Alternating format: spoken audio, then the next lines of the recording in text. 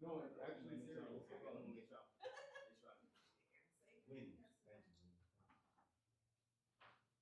I'm not tripping. That's like Spanish music that was playing, right? You're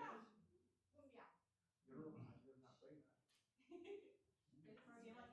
It just wants us to play it, I guess. You know. Yeah. If anybody's on Zoom, they'll be able to unmute these songs for you. Where is the? Here you go. Use the magnet actually. There you go. Sure.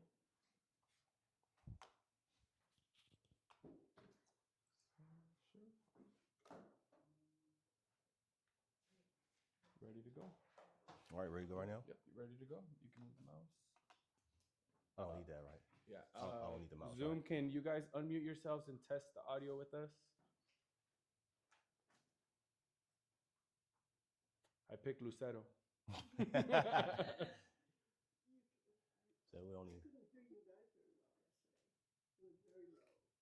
And I had the volume all the way up. Okay, can you let's test this out today.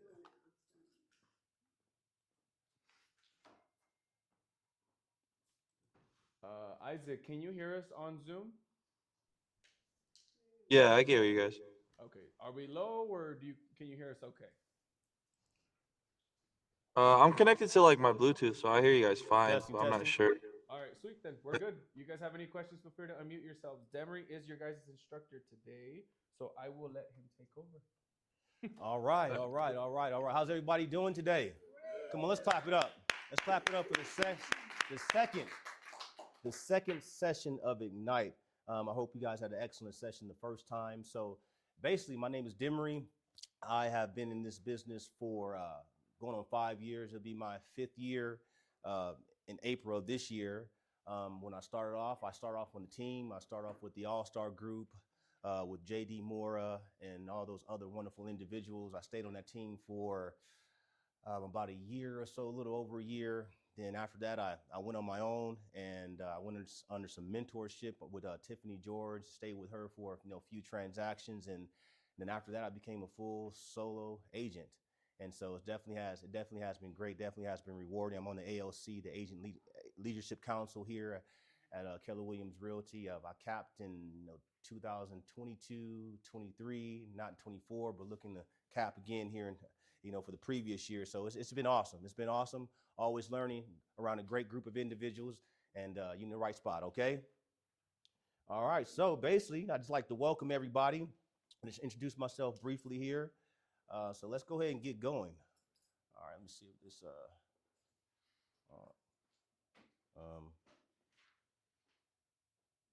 I think we have some technical issues here. Let's see how, maybe that'll work. All right, so you can get to the next slide. Oh, uh-oh. Yes, don't ask me to handle your technology. Yeah, please. We're gonna be sitting here on pause for a long time.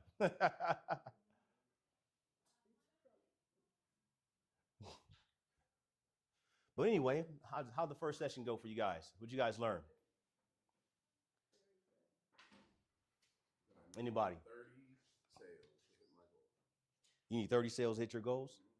Okay, 30 sales to hit your goals, and far as and what does that look like for you on your end? How's that going to be achieved? Okay, that's 2.5 sales a month. well, hey, that's no, it's not your fault. Oh. It's this.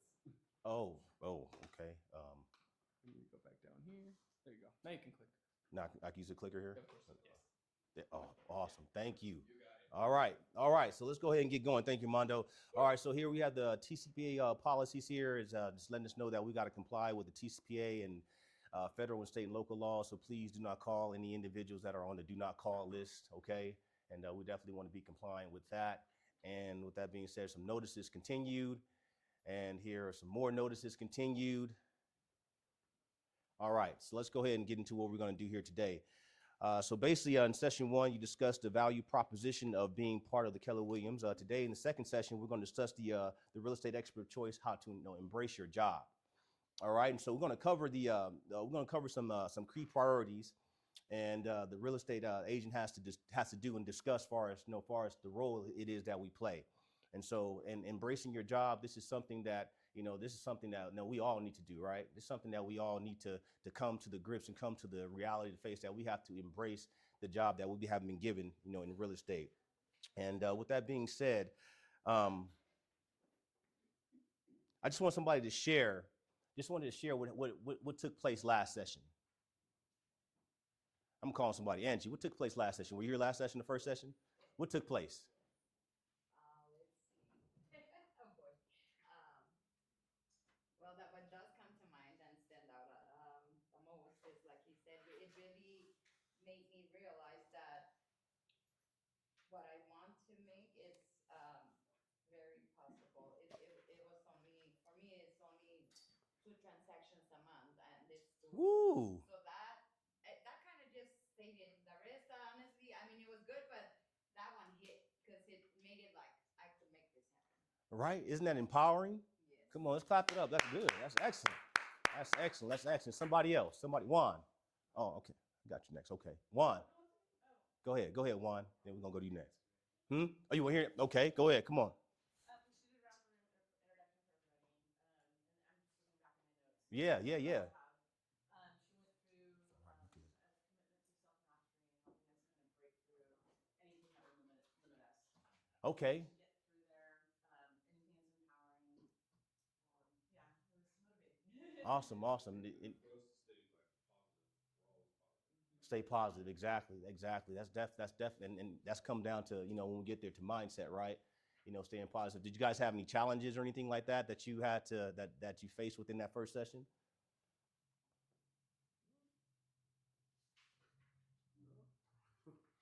Okay, and did you have very informative? Okay, did you guys have any accountability partners or anything like that you guys that you had to stay accountable to? Anybody that you know? She mentioned that we would eventually. Okay, eventually. Yeah. Okay, so it hadn't taken place yet. Not yet. Okay, well, you know what? Just know that we're all accountability partners right here, because this is a great place to be, because we definitely all hold each other accountable, and you get great encouragement here at this market center. So, but yeah, definitely want to get an accountability partner, someone who's like-minded as you, also want to grow in business, right? All right, awesome. All right, so today's agenda. So basically, what we're going to go over today, number one, we're going to go over how to apply the 6 core competencies of a business, recognize your role as a fiduciary for clients. Also, we're going to recap. Also, we're going to review the success systems. We're going to also recap on AHAs and also the daily success system. So this is what we're going to go ahead and talk about today in a broad sense, okay? And so basically, I want you guys to start thinking about, some questions that may, come up today, because reason what we're talking about here, we're talking about embracing your, embracing what we do, and embracing your job. So, and when we embrace our job, that means this is something that's helping us to become a great agent, right? And so when I think about that word become, that word become is a I believe it's a verb, and I believe a verb is an action word, right? And so, when you're becoming something, then it's going to take forth some action to become a great agent. So that means we're going to have to get up off our do nothings and do something, right? It's not just going to come to us, but we got to become, and we got to become great agents. So what I want you all to do right now, I want you all to think of some questions that may come up here within this session that we're going to have. And I want you to get with somebody for 5 minutes and go over those questions. So we're taking action right now, okay? Let's go. Come on, let's go. Am I the only one that's fired up? Am I the only one that is fired up here? Come on, this is 2026. This is 2020. This is a new year. This is a new year. I mean, you just learned about your goal only takes like 2 transactions. I mean, come on, that's exciting. Come on, let's go. Come on, let's get 5 minutes. That's it. That's all we have. 5 minutes. Give it to somebody for 5 minutes.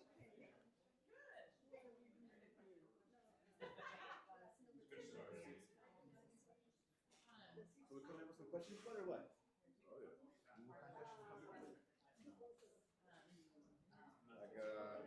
got so far. Like, what are some of the best ways? Like I said,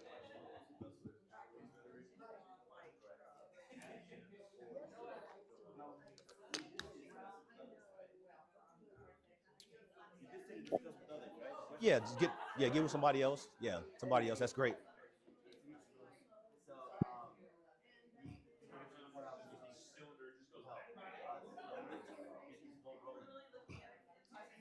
You need people. I mean, how do you get in front of people? You know? Hey, yeah, but how are we gonna do that? You get the hard stuff. You get in front of people.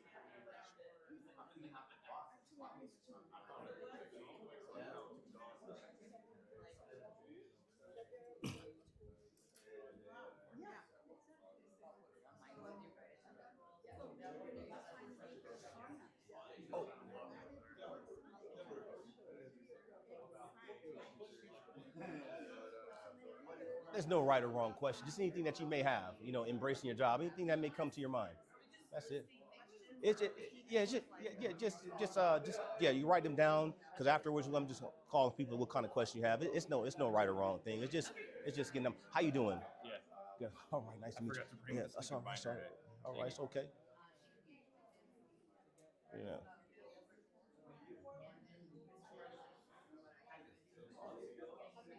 All right, Nathan, awesome. All right, awesome.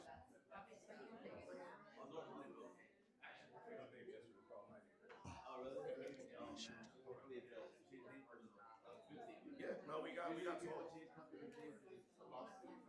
Yeah, no, we got 12 now.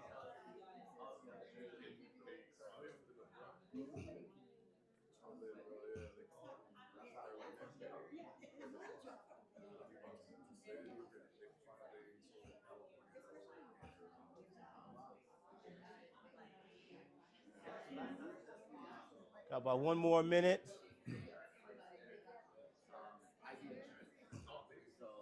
I like that. I was on time.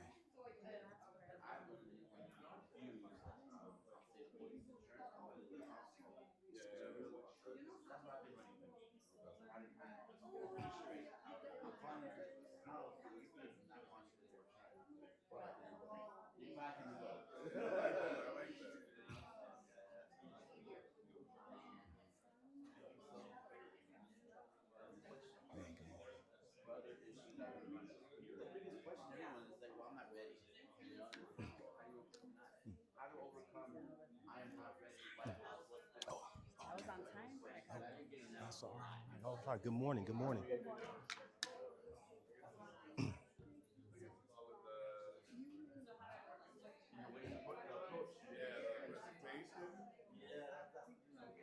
I haven't encountered that yet. I had my first sit down yesterday. We'll see how that rolls out.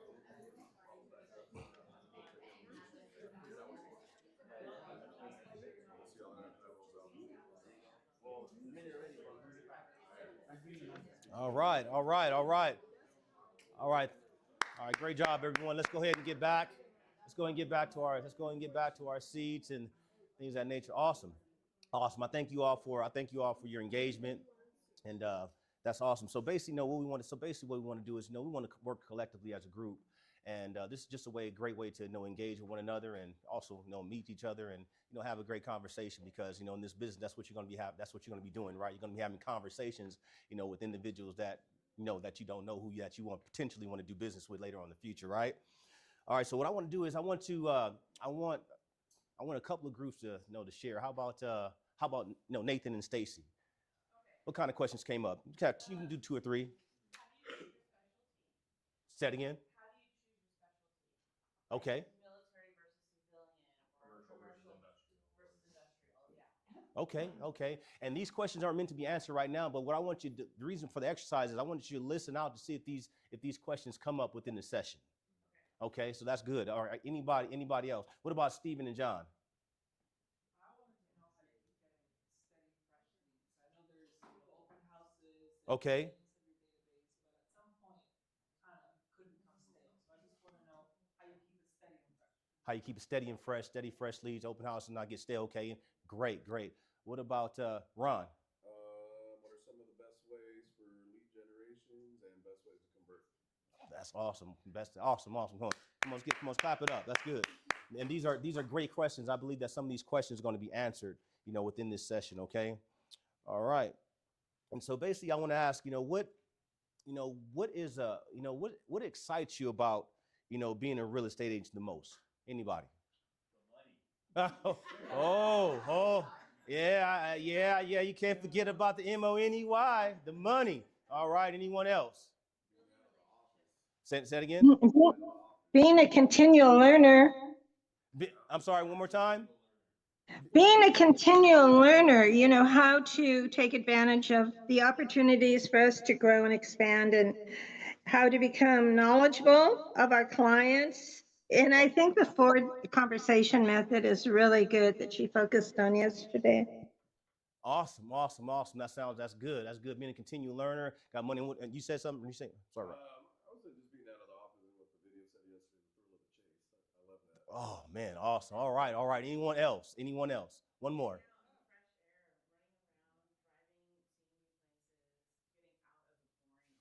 Yes.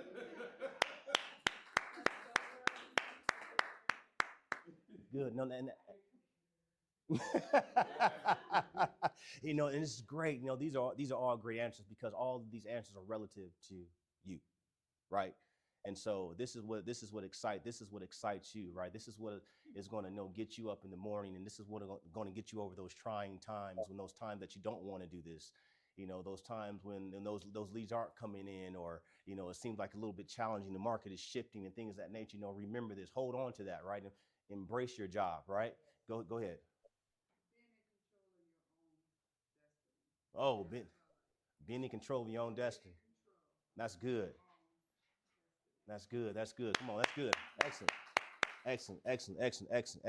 So basically, having a career in real estate can be, extremely rewarding, because we get the opportunity to be involved in individuals' lives who are making the biggest decisions that they're going to make. Buying or selling a home, they allow us to come and share that experience with them. We have the opportunity to help build relationships, with individuals that that we normally wouldn't build relationships with, and they allow us to share that experience, with them, and also to live a big life too as well, right? To live a life that we want, financial freedom, if it's investments or whatever that goal may be for you, whatever that looks like for you, right? And so this is a great career. This is a rewarding career. And so behind big results of a successful real estate career, daily activities and habits are a must. All right, there are small steps, but they lead us back to a big life. And so I remember when I first started here, I had a coach, and when I came to the real estate business, I came out of the serving industry. So he made an analogy around around serving, and so basically, he gave you an analogy of a steak and the potatoes and some vegetables, because I believe that's what he liked to eat. So, and he said, Demery, this is how he talked. Demery, his name is Drew Hawkins. Demery, what we gonna do? We're not gonna go for the steak. We're gonna go for the potatoes first. So we're gonna start off small here, because some people like to go for the steak, go for the big thing. We're gonna start off small, because it's gonna be those small things that's gonna lead to the larger thing. Does that make sense? So yeah, so it may be different for you, but that made sense to me. And so I definitely appreciate that. And so basically, what we're gonna do is let's talk about the day-to-day activities that the real estate agent that we're gonna do. So we're gonna talk about the 6 core competencies of a business from the Gary Keller Shift book. If you haven't read the Shift book, get that book. So the 6 core competencies of a business are the priorities we must focus on, or the things that we must do to be able to grow. Okay. And so let's go ahead and get started here.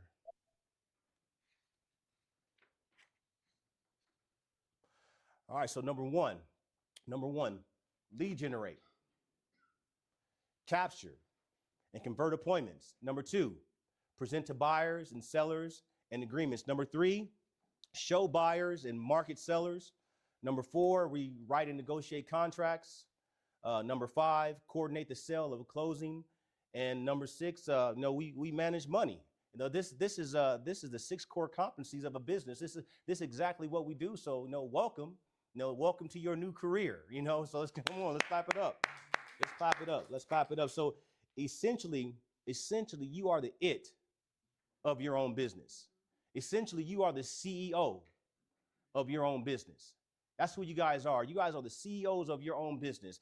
And so with that being said, if it's meant to be, if what it is that you are excited about or what it is that you are expecting is meant to happen, then you're gonna have to say, you know what, then if it's meant to be, then it has to be me. Meaning that it has to start with me. It has to start with you. It has to start with you. It has to start with you. It has to start with each and every one of you instead of looking at somebody else to do it. Right? So it's gonna have to start with you. If it's meant to be, if it's meant to be, you want to have financial freedom, then it's gonna start with you.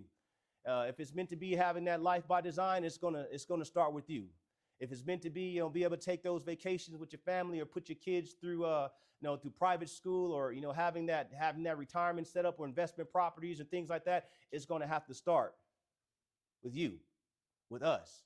And so basically, we're going to have to look at what it is that we're doing and the steps that we need to take to get to where we want to be. Does that make sense?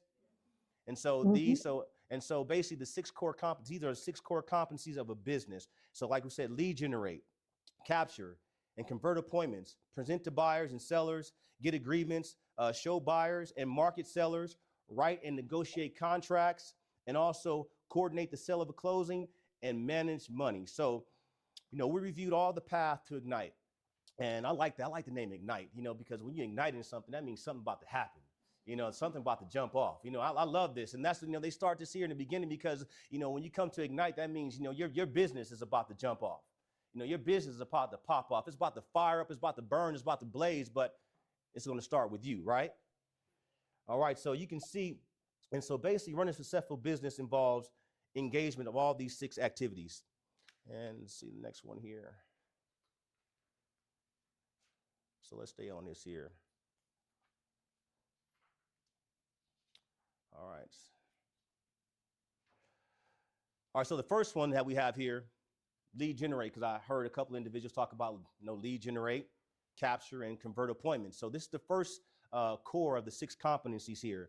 And so basically, as a real estate agent, this is our first job. Lead generation should be our number 1 priority. Because, without leads, we have no business. Without leads, we have no one to market to. You can have the most you can have your MBA and things of that nature, going to college and taking numbers of real estate classes, or you can be that individual that took the real estate exam and passed it within an hour and already came in and read the MREA book from cover to cover and things of that nature. But without leads, what good is it? What good is it? What good is all you just have is knowledge, and that's great, but without anyone to pass this knowledge on to, and that's going to help you generate business down the future, then what good is it? You have no business, right? So our first priority is to lead generate. It's to lead generate and to capture leads and convert these to appointments. So this is the number 1 job. This is the number 1 job, is lead generating. And then also it talks about capturing. When we talk about capturing, we're talking about obtaining accurate information from individuals that we talk to or had a 2-way conversation about with real estate. So if I'm out there, if I'm talking to Clara, and I go up to Clara and I want to engage and spark a conversation about real estate, and I ask her, and we have a 2-way conversation about real estate, and I do my spiel, whatever that may be, and then I ask for the business after that. So when I ask for the business after that, first of all, I want to get her name, I want to get her phone number. Possibly I want to get her email address, and possibly I want to get her a home address, because this is going to help my database look healthy. And now I got all the accurate information I need for this individual, so I can keep in contact with them better, so I can update them better. Does that make sense? And so this is what it means by capture. So we lead generate, we go out and go get the lead. Now, let me go back to that there. For as far as, I don't know if this is discussed, or it may be discussed later on down the line when you take other sessions of Ignite. But a lead, when you're talking about a lead, you're talking about someone that has motivation, and someone that you can define the motivation, and you can define their time frame. That's a lead. Define their motivation. Or let's say, for instance, Juan. I talked to Juan, and he may be a seller, and He may be thinking about selling his home, and that's why it's a great thing to come to those classes that we have here, as far as conversations. But he may be a seller, and his motivation to sell his home may be to go to Texas to be with to be with his daughter, whatever that may be, right? And his time frame could be within 3 months. That's a great lead, because now I know his motivation, why he's selling his home, and now I know his time frame, which is 3 months. That's a great lead. That's a hot lead that I would want to keep in front of. Does that make sense? And then with that hot lead, I want to make sure I capture all of his information so that nothing falls through the cracks. So I can follow up with him later on, because 70% of appointments that are set comes because of the follow-up. 70%, that's a large amount. That's a large percentage, right? And so also capture also means adding new people to your business, adding new people to your business, to your database, so that you can have conversations with them and provide value. And so basically, we want to be feeding our database, daily. We want to be feeding it daily. How many leads? How many leads do you want to have? How many individuals are you looking to add this month, to your database, so that you can have something later on down the line for future business. Because that's what we want to do, lead generation, and you want to make sure that you're protecting that time. Another important component of lead generation and capture is that you ask permission to stay in contact, and so that's a great thing. So, if I'm out there, door knocking, if I'm out there door knocking, I have a great conversation with somebody that they opened the door, and at the end of what it is that I'm door knocking about, or what it is I'm saying, I'll let them know. I ask them, would it be okay? Would it be okay if I kept in touch with you just to keep you up to date as what's going on in this area? Yeah, great, fantastic. And so I'm asking permission to follow up. I'm asking permission to stay in touch. And when people give you permission to stay in touch, then that means that we can really build that perception as being that realtor of choice to that individual, right? We can be that go-to person that that they're going to go to or think about or blast our way into their minds as that number one, or that number one realtor of choice, right? Also, finally, we want to convert to appointments. So capturing leads is wonderful. However, the ultimate goal is to find buyers. The ultimate goal is to find sellers, and get an appointment. That's our ultimate goal. Is to get an appointment, to set an appointment, because we set an appointment. That means that after we're going to appointments, that means we're going to get contracts. We get contracts, and then we're going to go into escrow and all those things, and then we're going to have closings, right? And so basically, you set goals, far as 30 closings. How many appointments are you going to have to set within that month, or within that year to get there? How many appointments are you going to have to set a week? How many appointments are you going to have to set a month? How many appointments are you going to have to close, a week or a month? All these things matter. All these things matter. So basically, when we converting these leads, we want to make sure that we are setting appointments, with them, because this is how we're going to get contracts. This is how we're going to get things closed. All right. So remember, so basically what we're learning about is building on new skills. We're learning about how to lead generate. We're learning about how to convert these individuals, how to set appointments with these leads so that we can get business later on down the future. And this is why it's important for anyone to attend every session of Ignite. And so I want to ask you guys, what questions do you have about this first one here, about this first? Yeah, go ahead. I do have a question. When I did real estate before, we didn't have the do not call list. So how do we find out who is on the do not call list? Like to contact. I know you said we could ask for permission, but on the do not call list, where do we get access to people that are on that list so that we don't call them or contact them when we're trying to create leads? Right. No, I definitely get it, and I will give compliance before that, and I don't have a specific answer as to who specifically to how we get that information there, but I'm gonna let you know far as me here, and I'll definitely get that information for you. So I'm not the type of person that say, hey, if I don't have the answer, I'm gonna pretend like I do, because I don't. So basically for me. I have software that I use to be able to call expireds, right? And so on that software that I have, it has a red thing, do not call. So I'm able to see that there. And so maybe you can give a title or things of that nature, but I can get that answer for you. Okay. All right. Great question. Anybody else? There is actually a website Okay. that she needs to go Thank you. Do not call that GOV. Okay. And then you Can, punch in the phone number. can you say that again, please? Do not call that GOV. Do not call that GOV. There you go. All right. No, that's good. That's good. Thank you. Thank you so much, Sarah. Appreciate that. Yeah, you can go ahead and go ahead and jot that down. Do not call that GOV. No, that's awesome. That's awesome. And that's a great question. But like I said, I have software that I use, and when it comes up, it says, do not call this individual, and things of that nature, or I use yeah, yeah, yeah, yeah. Yeah. You see it on Yeah. the list. Yeah. You actually go to the house at that point. Yeah, you go. It says do not look. You know what? Look. You know what? You know what? Let's if it says do not call. Well, do not. Well, call means a phone call, doesn't it?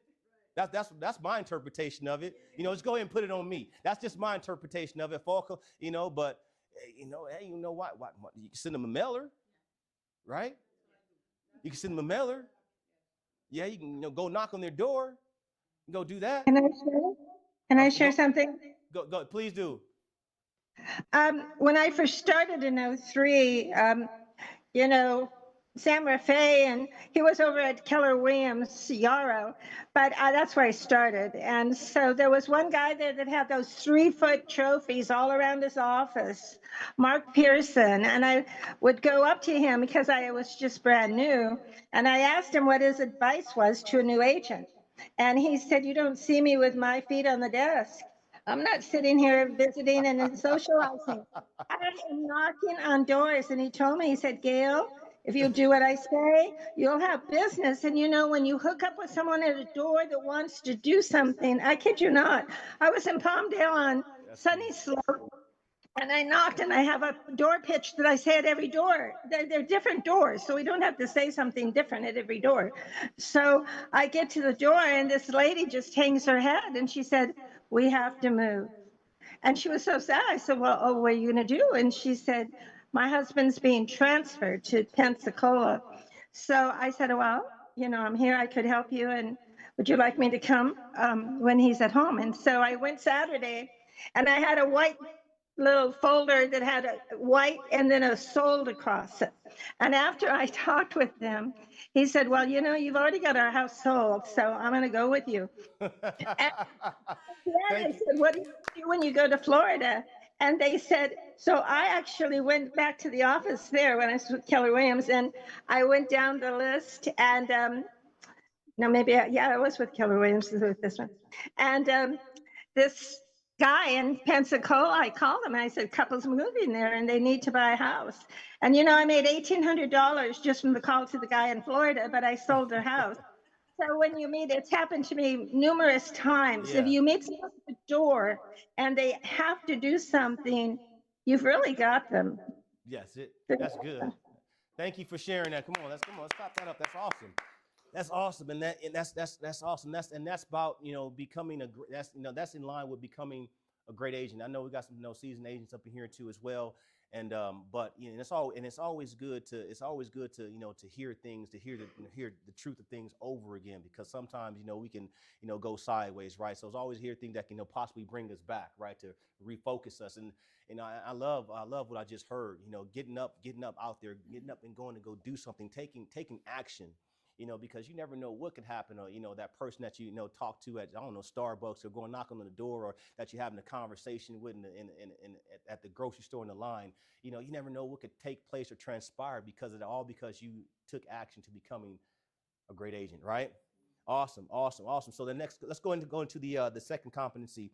The second one is to present buyers and sellers and get agreements. This is the second one here. And so this core competency is about your skill during the appointment with the buyer or seller. And with that being said, what comes to mind when you hear the word skill? Anyone? Okay. The knowledge and the ability to explain to the buyer or the seller. Just knowing what you're talking about, knowing. Okay. All right. Anyone else? Things you can gain. Okay, gain new skills. This core competence about your skill during the appointment with the buyer and say, okay, great, excellent. Okay, no, that's all. Go, did you have something? No, I was just. Oh, okay. You have to know how to read your time. Ooh, go ahead. Say it again. Say it. What kind of person they are, it's going to be very difficult for you to even, represent a buyer or even represent a seller or even be able to explain what they're getting into with you. So at the end of the day, it's just that, just knowing how to reach a client. Always mirror them. Like if you're quiet and they're quiet, or they're quiet, then you're going to have to slow it down if you're a little fast paced. But I think if you know how to reach your clients, that's the only way, and how to explain what they're getting into. Awesome, awesome. Those are all great. Those are all great answers. Yeah, the core competency, is about your skill during the appointment. And so basically, we besides lead generating, scripts going on. Oh, I'm probably sure they call it something else, but whatever. Communication. Learn how to communicate with the client better, right? What's your name? I'm sorry, Doris. Just like Doris, just mentioned. Are they a type of person that's to the point? Are they a driver, direct individual? They want to get right to a point. Or are they amiable? Are they the type of person who likes to tell stories and laugh and really talkative, and they base facts they base their facts not off of actual facts, but off of things they've been through. And are they more into their feelings and things of that nature? Because you're gonna have to be able to gauge and decipher and discern what type of person that you are dealing with. Because like Doris said, you want to mirror and match that, because sometimes we're not getting the business, not because that, we're not getting the business because we're not speaking their language, if that makes sense. And so we got to learn how to speak the language of the individual that we are in front of, right? And once we do, and that's skill based, and we'll start getting more appointments there. So also, presenting to buyers is going through the buyer's consultation documents, which outlines your entire plan. Do you have a buyer consultation right now? Do you have something that you can present, you have something that you can present to prospective buyers that's going to, engage them or entice them as to why they should, choose you as the one they want to go with and use in this very important transaction that they're going to make right now, right? And so those things are that we have that here. And so if you don't have that, get that. Get on that. Let that be a goal. A priority. This year to have. If you don't have a buyer consultation, have that. Also presenting to the seller is similar. You go through an entire listing presentation document, which outlines the entire selling process, including the marketing that you're going to provide, along with the steps you're going to take to assist them. And so, you go ahead. So we go ahead and set that appointment, right? You get that lead. You capture that lead, get all the information, and then you get that appointment set. Then what's next? You get that appointment set, then you're right there. Do you have something to present to a seller? Do you have a listing presentation that outlines, who you are and what you do and how you can help them, throughout this situation, this transaction, how you're going to be able to navigate them through this process and, net them the most amount of money that they want to make in the shortest amount of time. Do you have something to present to them that can show them these things? Marketing plan, how are you going to market the home? Things of that nature, as far as, what's your plan for open houses, all these things. So you want to make sure you have a buyer consultation, presentation. You also want to make sure you have a listing presentation too as well. And far as skill goes along with, and when you do get these things, you want to make sure you practice over these things. Make sure you go over these things. The thing is, when I think about this, I think about Kobe Bryant. If you watch stories about him, individuals will say that, that this guy, he didn't go out and party or anything like that. He said when they got off the plane, he said this guy will be on the court, 2:00 in the morning, whatever it may be, shooting free throws or going over things like that. He'd be doing things behind the scenes so that when he got in the game, it made it look effortless.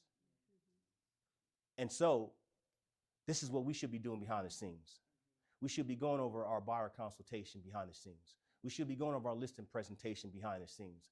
We should be going over our objection handlers and things of that nature behind the scenes. We should be writing out scripts, and if you're working with expireds, write those out, behind the scenes. Go over them, whatever it may be. If you're circle prospecting and you got a circle prospecting script, write them out. Go over them behind the scenes, because when that time does come around, what's in you is going to come out of you, right? And it's going to be effortless. And so you're not going to be. It's going to take away fear. It's going to take away doubt. It's going to take away apprehension. Why? Because you already been going over it. So this is where the skill comes in, because we just preparing ourselves for the game. The game is at the the table. The game is setting the appointment too as well. And when we get to the appointment, that's game time. And that's game time when you're driving up right there to the listing and you're looking at yourself in the mirror. It's game time because you went over everything that you need to go over. You went over your objections. You went over your listing presentation. You have the property profile. You have the comps already there. You have everything that you need that's gonna to help this seller be successful, right? All right, come on. We got any ahas on that? Any questions? Come on, clap it up. That's all right. Clap it up. It's all right. I'd say, can I get an amen in a minute? It's all right. Something. Maybe start preaching in a minute. Go ahead. No, okay. Anybody have any questions? No, just a comment that they have to sense that you're confident, that you know what you're doing. That right. They're going to feed off your energy as well as you do mirror, and they're also going to feed off the energy that you give them. So it's kind of like a back and forth. Right. Okay. Good. Awesome. Anybody else? And and these are things that I'm learning to myself still. I have not arrived at all. Period. Whatsoever. What's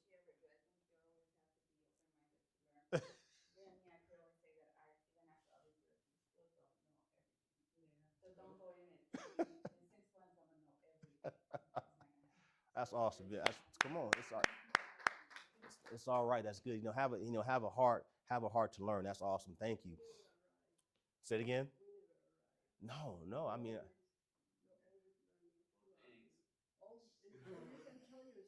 can keep telling yourself, I know what I know, but I don't know what I don't know. I like that.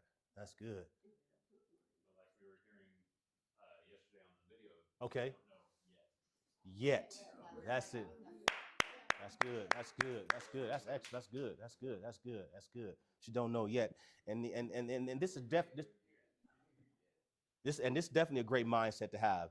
So basically, the expected outcome of both these presentations is that your client, whether a buyer or seller, is going to what? Huh? Exactly. Sign. That's it. They're going to. That's it. That's the outcome that we want. We want them to sign the exclusive agreement to work with us. That's it. To be able to work with us. And that's gonna help us get our closing. That's gonna help us get to to live the lives that we're looking to live, the financial freedom that we're looking to gain, all those type of things that we're doing for our families, whatever that may be, right? Okay, so I think we need that word at the very end. what word is that? Sign. Sign. Oh, that yeah. Well, means sign. That's it. Well, make a mental note of that right there, okay? Go ahead and write it on. If you got your note, write that right there for you on your paper. Yeah, and get it exactly and get it signed. Awesome. Thank you all. That's awesome. Let's go to the next one here. All right, the third competency is about showing buyers and market sellers. Showing buyers and market sellers. What does this mean to you? Showing buyers and market sellers. Anyone? Get to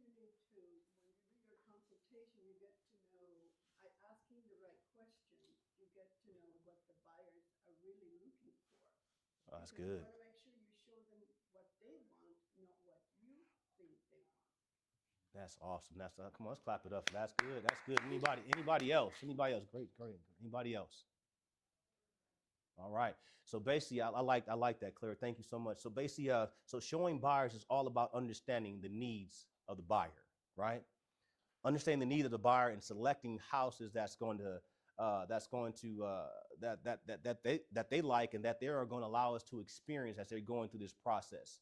So understand the needs of a buyer. So I don't want to get too ahead of myself, but anyway, so basically that's going to come in the consultation, the buyer presentation that you're going to have, with the buyer, or basically that's going to go through a buyer qualification to understand their needs, to understand what it is that they're looking for.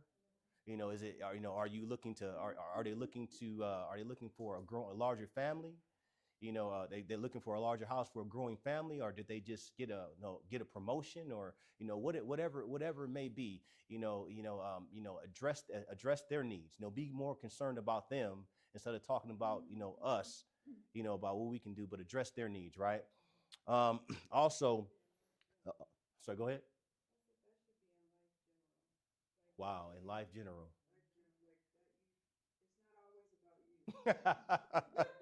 and and sometimes we can forget that because we want to get that thing signed, right? So yeah, no, that's good. That's good. No, that's, that's good.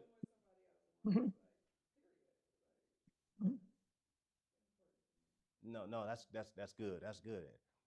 I agree. What I understood from this is like to show buyers and market sellers. But do they mean like what type of market it is? Is it a buyer's market or a seller's market, or is it No, not? no. Basically, how are we going to address the need of a buyer? How are we going to be able to address the need of a seller too as well? Okay, and yeah, so we'll get more into that. Great question. Great question. Also, also far as also far as marketing the seller translate to how we're gonna market their houses, right? How we're gonna market their home.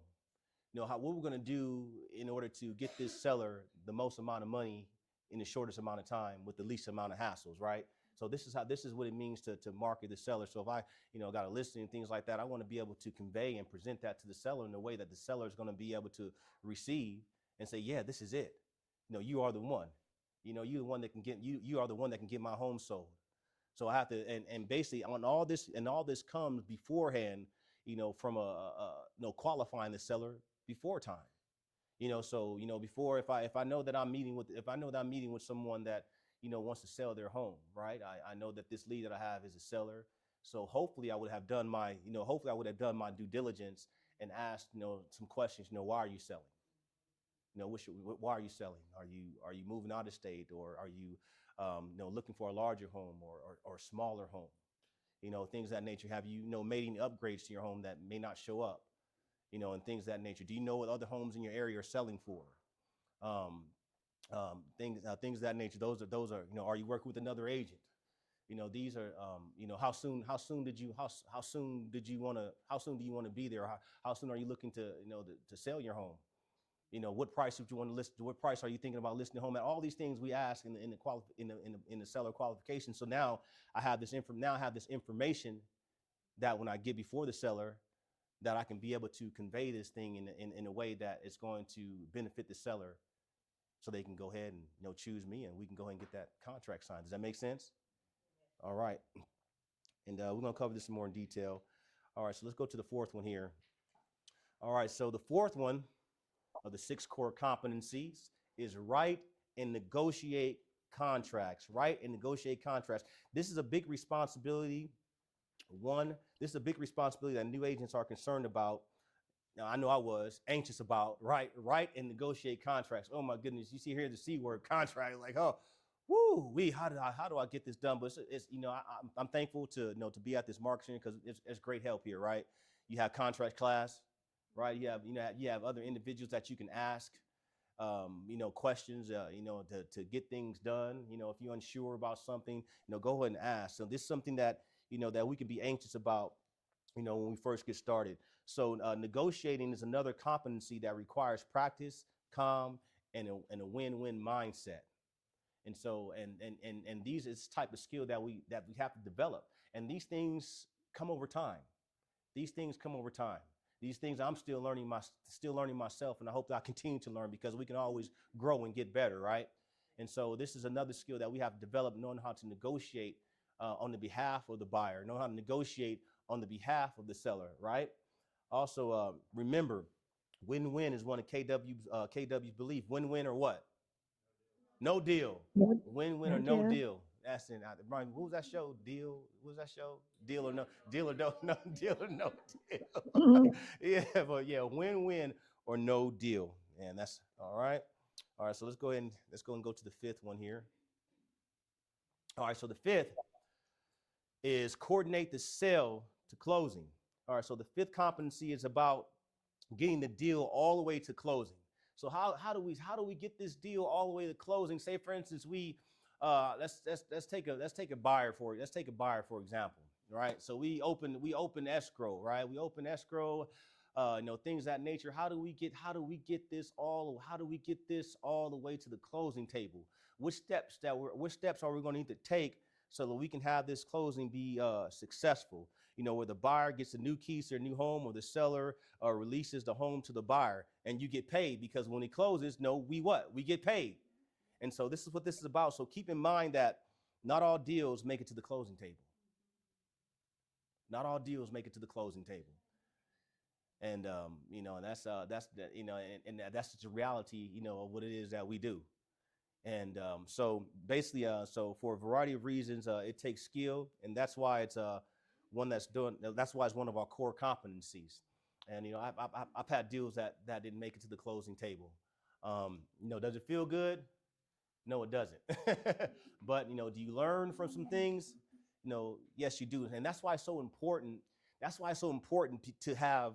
When we go, basically we go back to lead generating, right?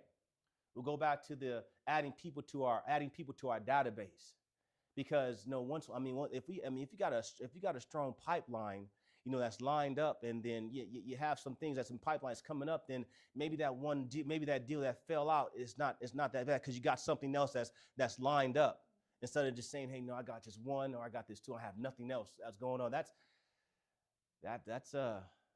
hanging on by a thread there, right?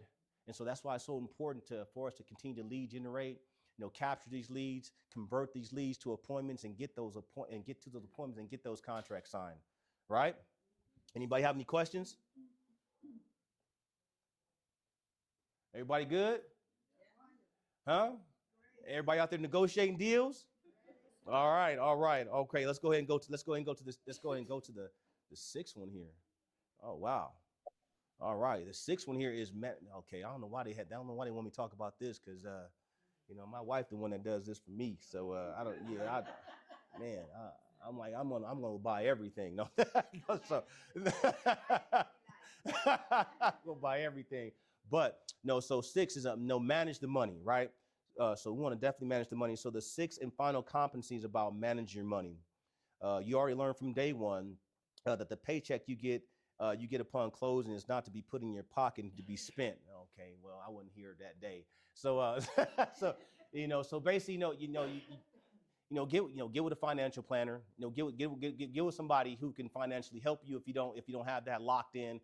I've done that this year. I've done that this year myself. So and I definitely I learned how to go over my P&L. Have somebody sit down and show me my P&L, my profit and my loss. I had somebody sit down with me and learn how to calculate my cost of goods sold, versus other things. So it was very, very enlightening and eye-opening to me, and at the same time, like, oh wow, these are the areas I could have, So get with somebody who can help you do those things, because that's gonna put you on a trajectory of when you do get paid, to be able to allocate those funds in a way that you're going to be able to save them, in a way that you're going to be able to put towards a business, in a way that you're going to be able to also put some things in your pocket too as well. Does that make sense?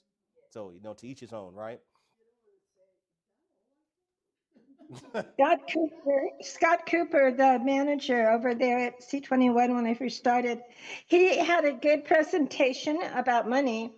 And he said, you decide on what your salary a month needs to be. And when you have those flourishing months where it's really coming in, you have it aside and you cover all your bases that you have to pay, taxes and that. But you give yourself a salary that's like at a regular rate, and don't just spend it all and then have a few dry months where you're panicked. That's good. And and that's great. It's a learning process. So I know there's some individuals in here who are financially. I know there is. But me, for myself, it took me some time. I think when I started to walk, I walked after the age of the normal age of baby. I don't know, but it takes me a little time sometimes to get there. Some people can go from from A to D. But I need the B and C. I need that. So yeah, that's great. Thank you so much. And so basically, so there's going to be expenses that we have to pay, no taxes that must be saved, and and paid, and paid every quarter, paid every quarter. So that's to each his own. To each his own. That's we're going to just leave it there. And so there's a go ahead. Somebody say something. No, I said, what's your money? Oh yeah, there you go. And right here, I'm going to read this. Here reads, there's a great KW course for you to take called Profitability Asian Financials. Most likely will be offered at the regional international level. So there's courses basically. There's courses here that can help you know with this in this area. Um, I remember they brought in a gentleman by the name of David Zapata, and he was with Factum, and so he said some things. He said some things that that caught my attention, and also Sam Faye said some things that caught my attention and things of that nature. So we I hooked up with David Zapata from Factum, and he took some time to go over my financials, had me to do some homework on my own, to do some self discovery on my own, and help us put together a plan. Because that was one of my biggest goals this year. How can I have more liquidity, from what it is I'm receiving, from the closing, how much I need to put away, and leave it there. It was just great. So there's help. Okay, there's help. That's all I'm saying. All right. So what's the name of the course already? This course here, what it reads KWU course is called Profitability Asian Financials. Yeah. Okay.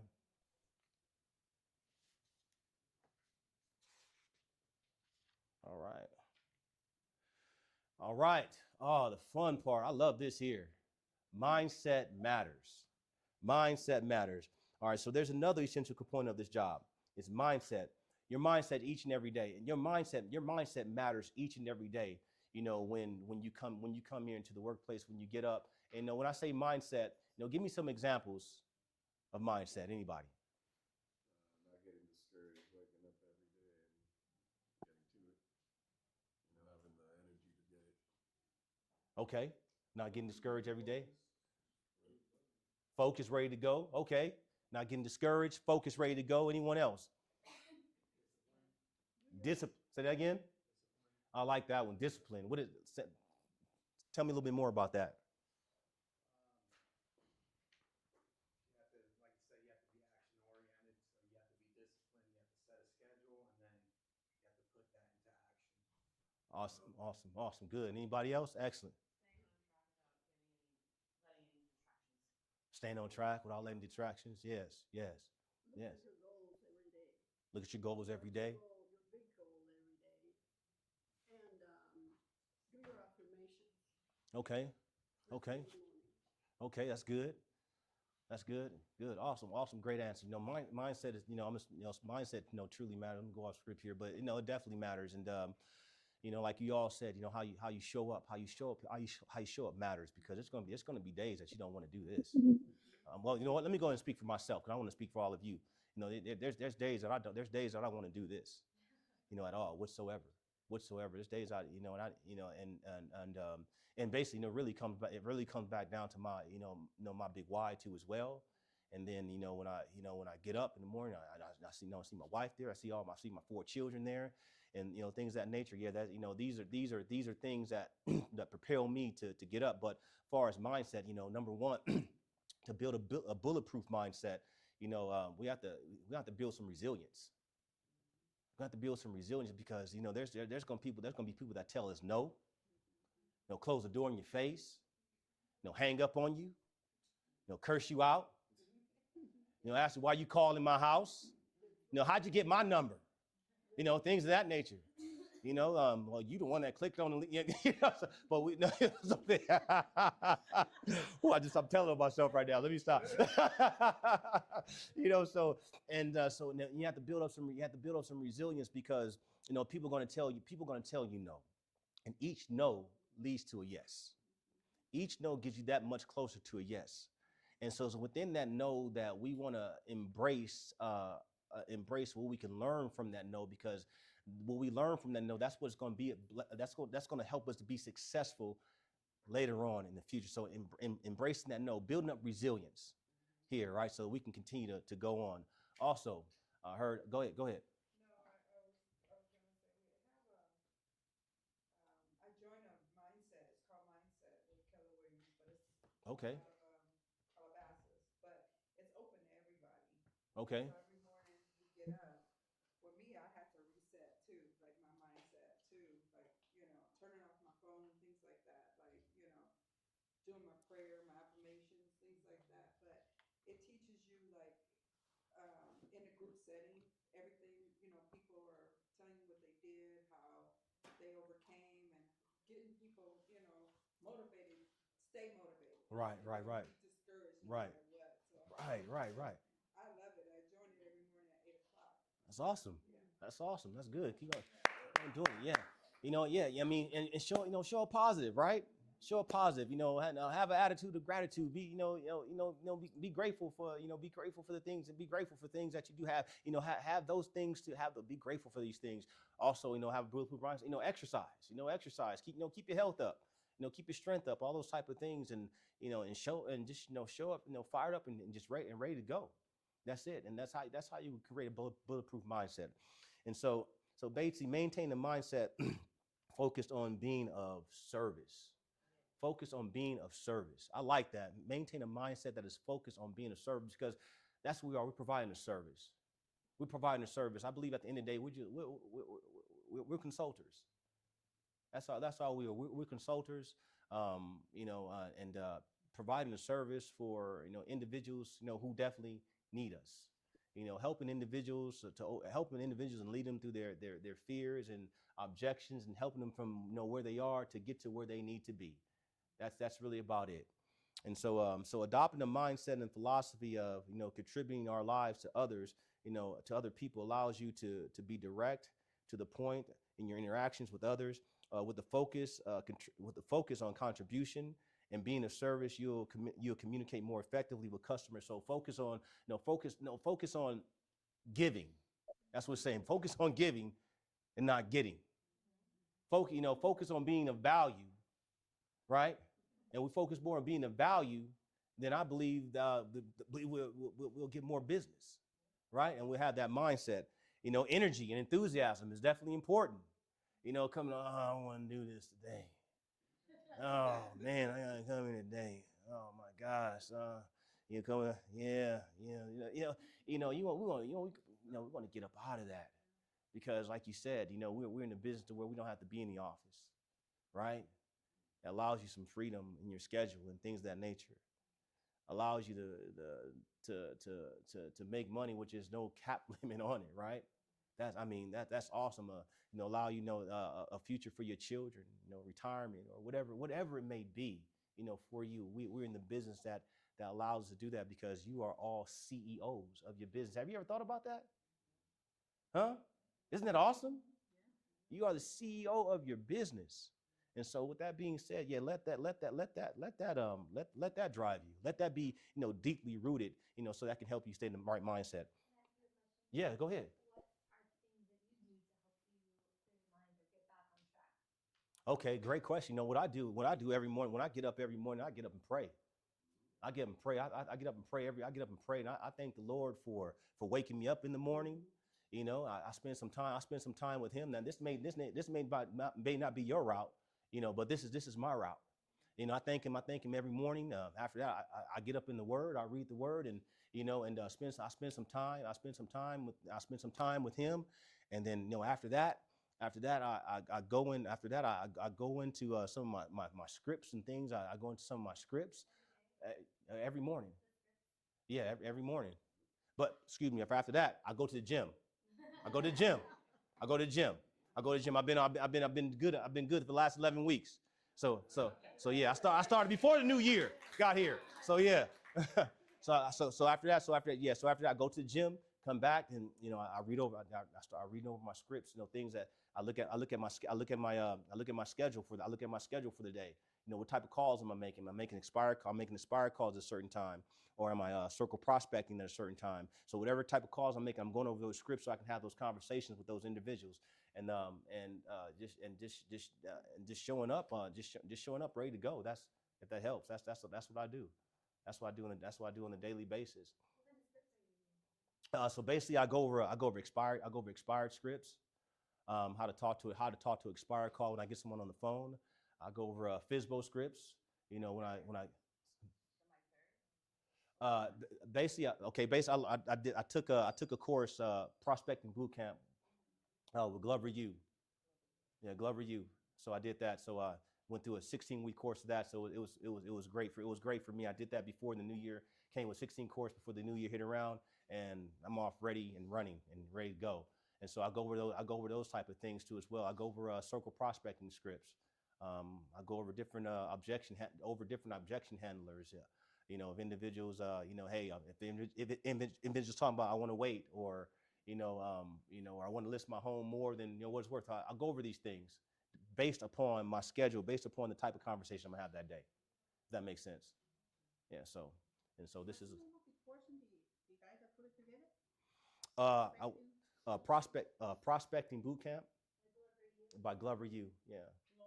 Glover. Yeah. Glover. And the letter U. So it was a 16-week course that I took before the new year came around. So these are things that that I go over that on a daily basis. So How much was that course? look at you now. Look at you now. Look at you now. Yeah, it was a good investment. Huh? He probably has some things shortly that they get with on YouTube. But you can find them on YouTube. You can find them on YouTube. But to get more in depth, yeah. So, but yeah, and so what I'm gonna do is the same group gonna be here tomorrow. Same group gonna be here tomorrow. Okay, so you gonna hold me accountable for this. Hold me accountable for this. I don't know how many people we have here. So what I'm gonna do is I'm gonna print out bulletproof mindset, 10 bulletproof mindset that I learned from there, and so basically I like to share, and give it and give it to you all that was here today, and hopefully be a benefit. All right. Yeah, no problem. You got it. What about the people using it? Oh well. Hey, I love y'all. I do. I love y'all on Zoom. I know you just heard what I said, but if you want to know Zoom, you heard what I said. Just come see me. I have something for you. Okay. Yeah. All right. Awesome. So I hope that made sense. So yeah, those things that I do there. All right. So next one. So we're going over mindset. Let's go back. Okay. So basically here, so it's asking, so basically how long, so I'm going to ask here, how long does it take to get a buyer or a seller to sign a contract for a sale or a listing?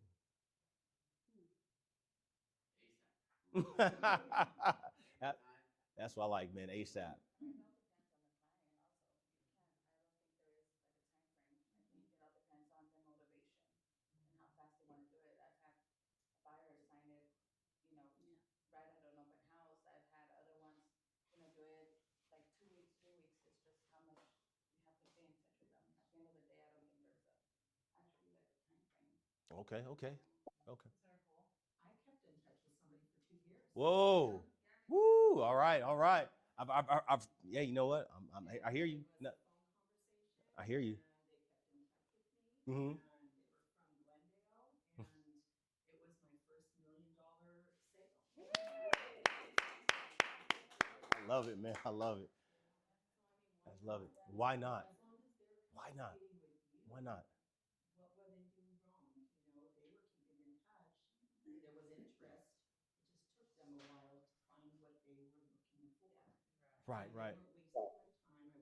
I wasn't showing them homes every weekend. They were looking. They were coming back to me and telling me what areas they were liking. It was really a weird thing, but they were engineers and they had these high quality profiles.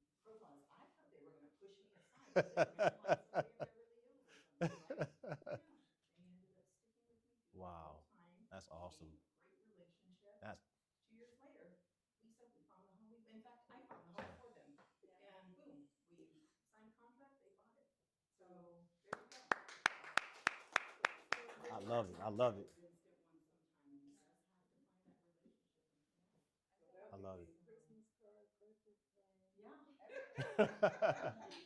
The question I have is, was the question regarding about when you're on the table in front of the customer, like how long does it take, or is it just overall when you get a customer? Just Yeah, I know, right? Yeah, the right. No, it, right, right, right, right, right. Yeah, right. Is the question mean on the table or N- just in general? In general, in general, not at the table. It's gonna be on the table, and sometimes they'll say, "No, I'm not ready yet," or "Let me think Right? They about can. it," or I because was you have thinking like right. how long does it take typically, like if you are doing like a 12-month period, like your typical turn time, how many buyers or sellers are you getting to list and buy in a year? It's what I'm thinking, right? It says how long on average does it take to get a buyer or seller to sign a contract for a sale or a listing? Yeah, Uh huh. I think can you do your metrics, do your personal metrics, and how long does it take you? So I mean, and so basically, I believe that these answers, I believe that this answer is definitely relative, right? Depending on the motivation of the buyer, depending on the motivation of the seller. And so here it says 1 to 60 days, 1 to 60 days or more, depending on how much time you put into lead generation every day and how many appointments you go on and obtain signed contracts. So how long does it take a transaction to close? So basically, it all depends on, like you said, 2 years. 2 years you stuck with someone for 2 years, kept in touch with them, reaching out to them, building up that relationship. So basically, it's on average 1 to 60 days. So and that's why we got these smart plans and I things. think that's a good. I mean, Yeah, 2 years, of course, is building a yeah, relationship, but but 1 to 60 days. 1 to 60 days Yeah, is actually seems more like relative to our right, business. right. I think so. I 1 to 60 days. I Yeah, would say that's normal. Right. Yeah. yeah, I 2 agree. years, I was just shocked that. Right, you said yeah, but you kept in, yeah, but kept in touch that long. That's awesome. That's You're awesome. definitely not alone on that. Yeah. Yeah, Yeah. we've had those, We sellers. deserve that $1 million home. You sure did. That's, come on now, you got it too. That's awesome. That's awesome. Yeah. So basically, one is 60 days, right? So to get to that, definitely to get to that point. Okay. All right. All right. Anybody else have any questions or anything you want to add? All right. Let's see. Let's see. It reads here. Let's see. Sorry, Demery, I do have a question. Who? Okay. Who's that? Hi, Okay. this is Lucero. Good morning. Good morning. How you doing? I'm doing really well, thank you. I have a question because earlier you mentioned you do cold calling Yes. for the cold calls. Um, typically same. How long does it take for you to, I guess, get a listing or I guess make them feel comfortable just getting a random call? Are you talking about far as if I'm doing like social prospecting or if I'm doing expireds or just in general? Prospecting. Okay, so and so basically if I'm if I'm doing if I'm doing circle prospecting, and I'm like say I'm circle prospecting the farm that I'm working with, right? And so these and the person they may not be ready to go at that time. They may not be ready to go within 3 to 6 months. So basically what I'm doing is when I'm doing circle prospecting, I'm looking to connect with individuals that are looking to do business within the next 0 to 3 months, maybe 6 months at the most. And those who allow me the opportunity to keep in touch with them for as far as my circle prospecting, definitely go into that and put them into my database. Because what I don't want to do is spend my time on individuals who have no motivation and on individuals who have no time frame. That's what I don't want to do, because I've did that for for a long time, trying to get this person, hey, yeah, come on, and wasting a lot of time, but missing the individuals who are motivated and ready to go. So I'm gonna say 30 to 60 days, if that makes sense, because those are the individuals that I'm looking for. I'm looking for the ones who's ready to move in like the next 30 days or so, or next 3 months or so. Yeah. Yeah, yesterday I did mention that, when I did business Does before that? that, I did learn a big lesson from that, that I need to need to know who's ready and who is going to waste my time, and that way you put more time and effort into the people that are ready within, let's say, 2 months to 6 months, because at one point in time all together, and that's when I was able to differentiate and said it was an aha moment for me in that time. So yeah, definitely, that's very important to be able Right. to know who you want to spend more time with. Right, right. Lucero, did that answer your question? Yes, thank you. Okay, no problem. You're welcome. So, so basically, it can't be stressed enough how important it is that you develop develop skills, so you can get paid successfully in this business. So basically, we want to keep in mind that we want to lead generate every day. Build your database. As far as contacts, lead generate every day. Build the database. Every day. Database, data bank. I'm pretty sure you heard that term, right? And so our database is our data bank. Communicate with people about real estate daily. Communicate with people about real estate daily. And I don't know if anyone is going over, time blocking or anything like that. Segmenting your time and your schedule and things of that nature. Having it on your calendar, because if not on your calendar, it doesn't what? Exist. If it's not on your calendar, it doesn't exist. And it's really so. It's just so important. And so when we're talking about lead generating, I'm not gonna get too far into it, but we want to definitely make sure we time block, block that time, guard that time, right? And also commit to going a lot of appointments, and then also practice conversations to get better every day. So they have I think they still call it communications class, I believe, right? With Mr. Nico, right? Get in that class. Thank you, Clara. Monday, Wednesday, and Friday. Get into that class. Find yourself a role play partner. Go over these things, because the more you go over them, the better you're gonna get, right? So commit to these things every day. Okay, so all right. Let's see. Okay, says you guys had a quote from yesterday. Did you guys have a quote from yesterday? They give you a quote yesterday in the first session yesterday, huh? It's I believe it. Anyone can do it. Not everyone will. Will you? So that's it. Remember the quote from yesterday. So I want to make sure you had the quote from yesterday before I say anything. All right. So anyone can do it. Not everyone will. Will you? Come on. Let's say it together. Come on. Anyone can do it. Not everyone will. Will you? Will you commit to these six? Say what? No, that's awesome. So look. So anyone can do it. Anyone can do it, but not everyone will. Will you? I love that. I wasn't here yesterday for that, but that's hitting at home with me. Right now, even going into this new year. So not everyone is going to do this, but will you do it? Like I said, it starts with you. And with that being said, I'm just gonna go off on a tangent here. I believe that I believe that in this business, we have to remain coachable. You have to remain coachable, and this is it may not be you per se, but just know that you can learn from anyone. I can learn from you all. And and really, I had a newer agent that came in, and this agent believed just coming in closed a commercial deal, right? And I asked her, how this deal went. What some things she did, commercial deal. She's like, you've been here long. I said, if I can't learn anything from you, because you have this knowledge, I've never done that before. So always be coachable. Always be coachable. There's always something to learn. We can gain something from each other. So always be coachable. Yeah. That just made me laugh because I just talked about this the other day. Okay. My grandson, he got a robot for Christmas. All right. And so I'm putting the robot together, and he's like, Nana. I'm like, not now. Hold on. And I'm struggling.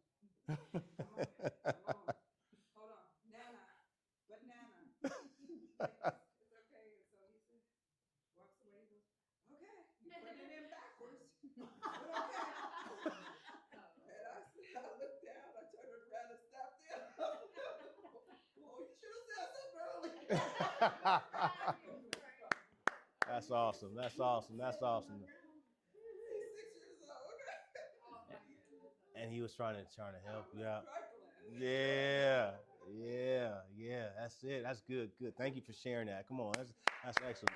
That's excellent. Remain coachable. Remain coachable. Teary-eyed Yeah, yeah. Yeah, that's awesome. Thank you for sharing that. Okay, so here we go here. To achieve your highest potential, these 6 core competencies must be done consistently and done well. Done that's that I that consistently, consistently. That means without wavering, right?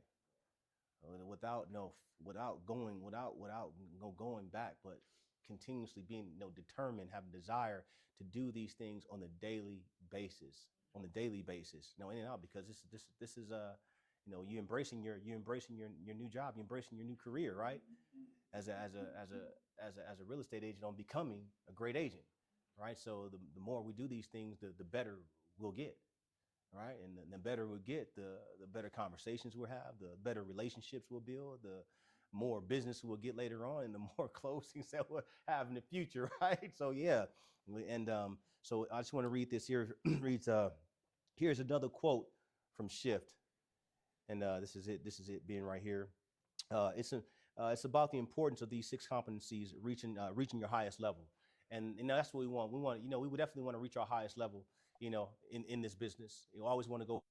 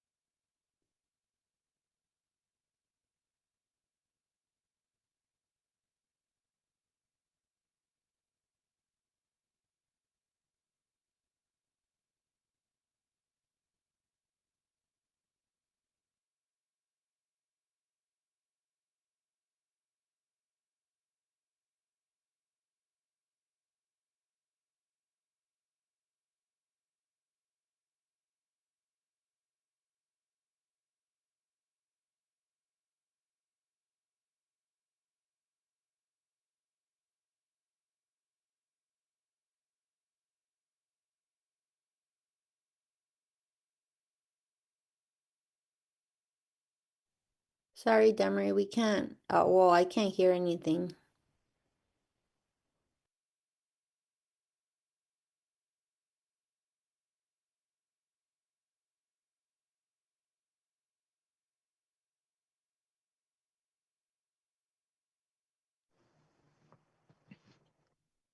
Still here. I can't hear anything either right now.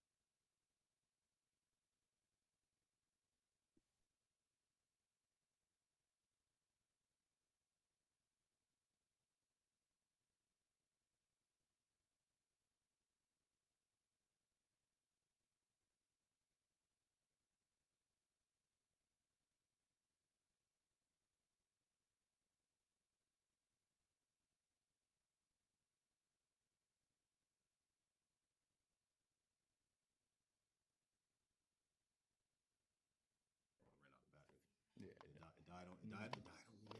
It's okay. You're talking too much. No, you're good. Okay, you're live now.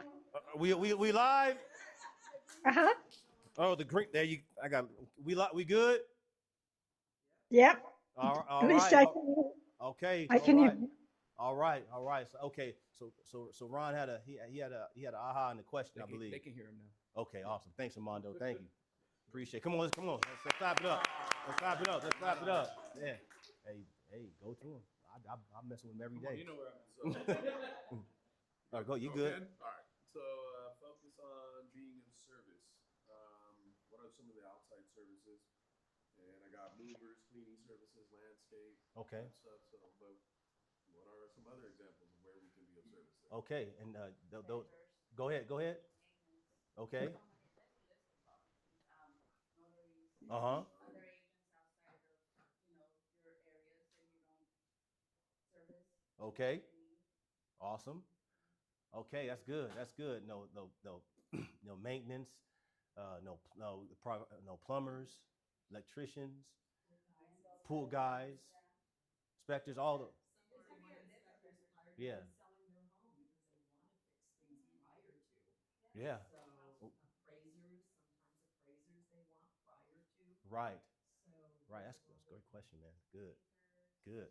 You always have your list of vendors if you could Vendors. give them as service to them and know that they have you for whatever. I mean, I've had clients even now after the fact that will call me and ask me or need my help with anything sometimes. Like he said, you have to do it with that intention of thinking that you're always going to want to get paid and money. Money shouldn't be like the main topic of your service. Your service has to be open to it. If you get paid on it or, they gave you something, then it's always something Love good it. to have. The money's good. Oh yeah. But if you go with that mindset, Yeah. Right. then you're going to be disappointed a lot. Because it's not always about the money. It's about how you service them. Because if you do something good for one client, then what is going to happen is that person's going to refer you to their family, their friends, everybody. You're going to be the top of mind. And in this Wow. business, your whole source of business has to be till something you get referrals. You have to be at home. Like me yesterday, I got one, and then this morning I got another one. So I think at the end of the day, it's being very serviceful to your clients, no matter if it's about the money or not. Right. I had a client that called me Right. on Christmas Eve, and she said, "Oh my God, my dad signed this contract, and once you sell property or you buy a house, you become public to everybody." So she had someone, accountability. She had someone that stopped by and was bothering her dad, and they made him sign a contract where they were going to do half of his roof only. But at the end of the 20 years, if you do the math, they were going to charge him almost $80,000 for half Oh of the wow. roof only. Wow. So at the end of the day, I was able to step in, help him cancel that contract, and she stopped by and visited me, and she said, "Here, my dad wanted me to give you this gift, for helping him get out of that situation," which is something that I always do for all my clients. I've even had sellers from when I'm representing the buyer, a seller come and gift me stuff without me even knowing, which is always like a blessing because you have to do it in that source of way. If you do it with the intent of the money's good and that's what I'm going in for it, then it's hard. I've had neighbors, I help neighbors fill out documents and Right. send them out, Right, but right. they didn't use me to sell their house because they didn't know I was in the industry because I didn't put myself out there like that. But even things like that, I think that you always have to be of service, no matter It's how big or small it imperative. is. It's really imperative. It's a huge chunk of what makes you a valuable agent because theoretically they don't need to use an agent. Right. They need to know why they're spending money on you. Yeah. And this is a huge chunk of that. I agree. And if that doesn't scare people, especially with the BRBCs being required and exposing folks that you can negotiate your salaries and your commissions, you have to add value. And that's like the biggest Awesome. way to do it. Awesome. Come on, that's excellent. That's excellent. All that was great because that's what I heard. You coming from value, coming from contribution, and those are some great services that we can provide. Outside of other things, as far as things that we do. So what about individuals who what about trust? What about asset protection? So that's another good avenue. Yeah. You could always give them because they say, "Hey, do you know someone that could do, like you said, a trust or do something?" That's You it. always say yes and then figure it out and find someone. Ask them Yeah. honestly. Yeah. You know Yeah. anyone you Yeah. can help Yeah. because at the end of the day, they want to go to you for everything, Right. like anything. They see you that way to begin with. They see you as the go-to person that Yeah. knows a lot of stuff that they don't know. Yeah. Right. They want you to And be keep that adding person. people to your contacts, like the vendors. Yeah. Just added a window person that cleans windows because I didn't have one. Yeah. That's good. That's good. Stuff like that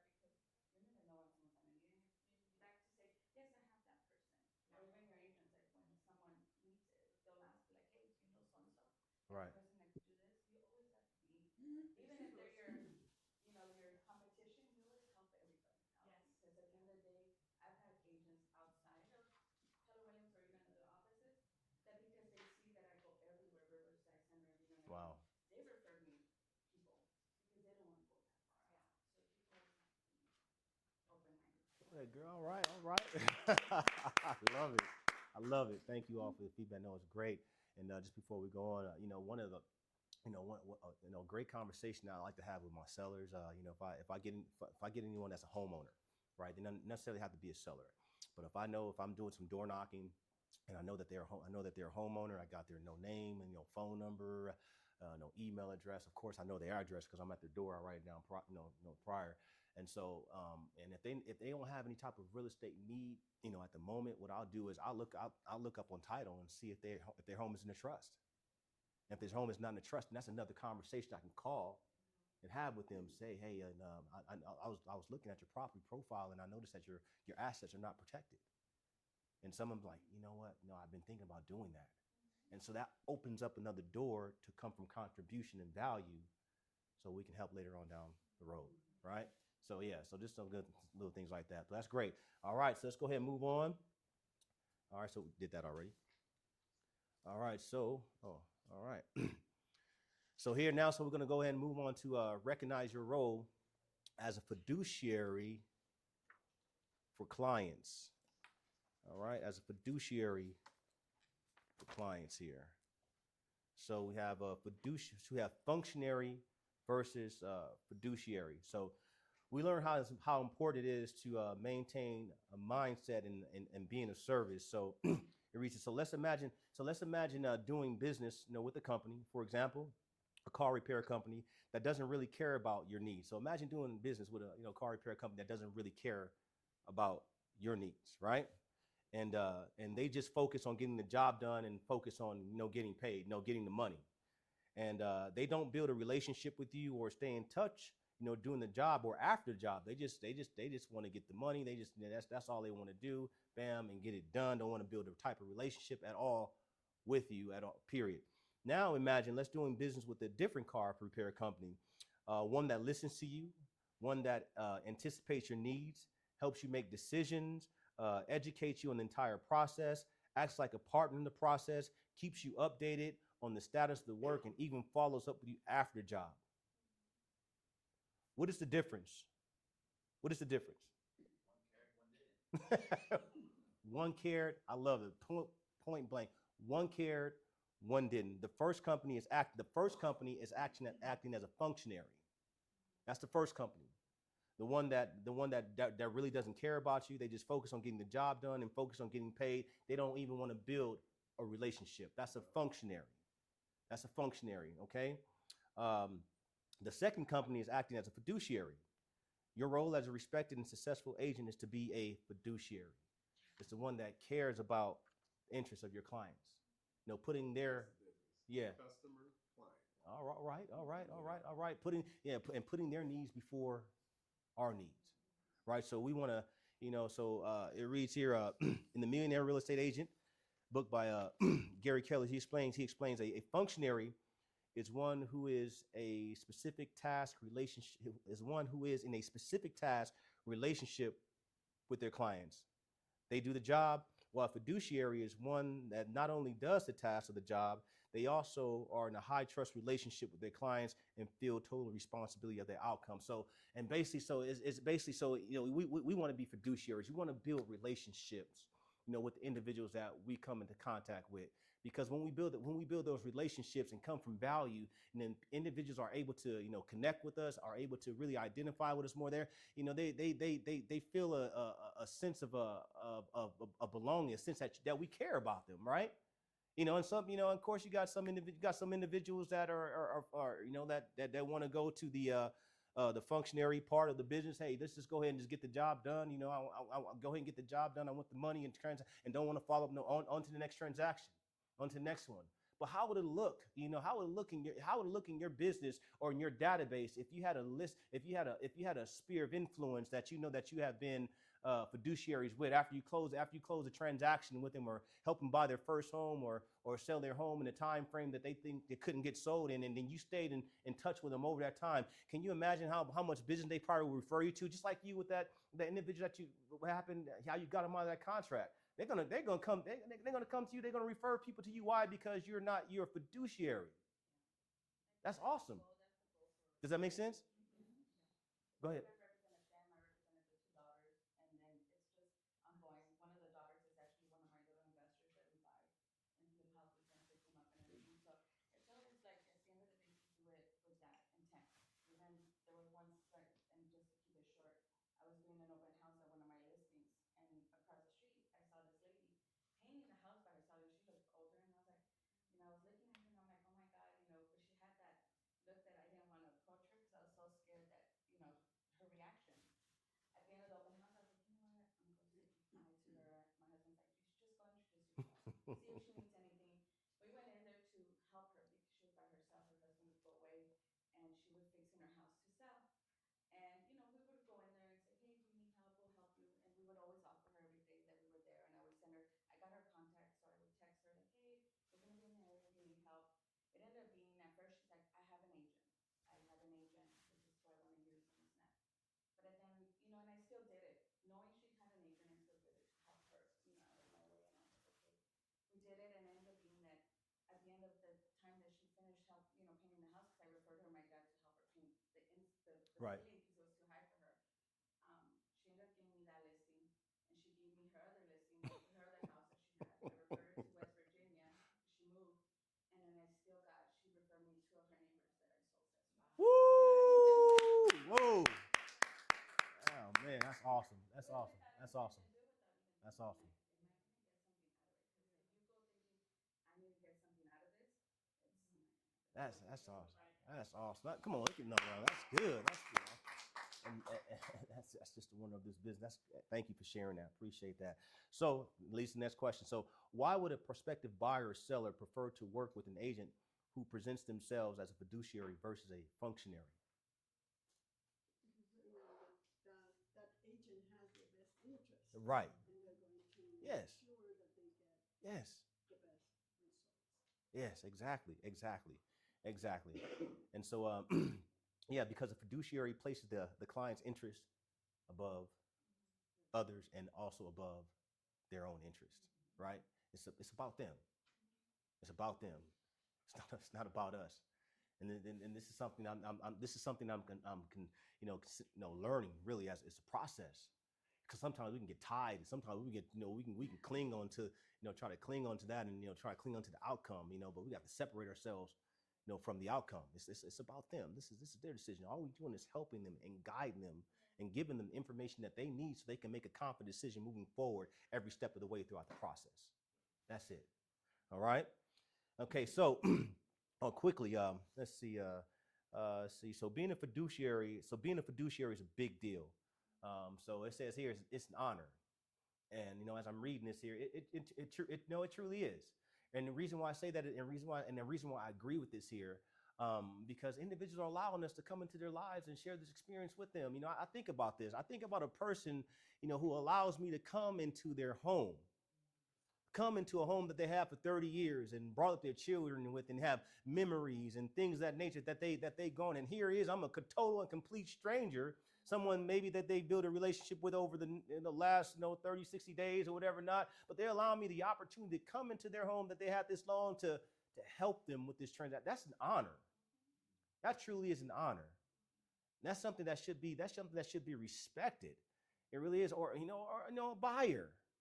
A buyer who's been looking to a first-time home buyer, a husband who's looking to buy a home for his wife and for their children because their family are growing and got a promotion, and this is the first time they've done this, they've experienced this, and they're allowing us to come into that experience with them. It's an honor. It truly is an honor. I believe if we treat that, if we treat that as an honor, and then we'll show those individuals that we are fiduciary versus functionaries. Does that make sense?